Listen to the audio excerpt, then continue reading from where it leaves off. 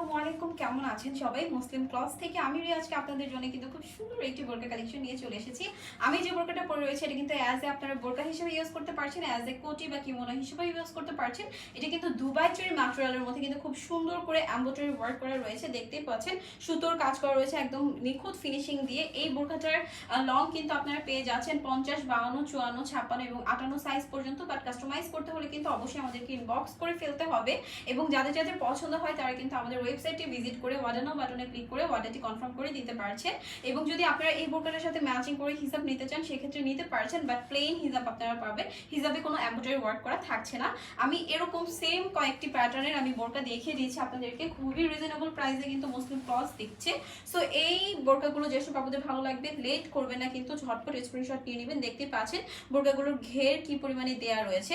So যার যেটা ভালো লাগবে চট জলদি স্ক্রিনশট নিয়ে নেবেন। এটা কিন্তু ব্যাক পার্টটা দেখতে পাচ্ছেন কি পরিমাণে সুন্দর ডিজাইন করা হয়েছে।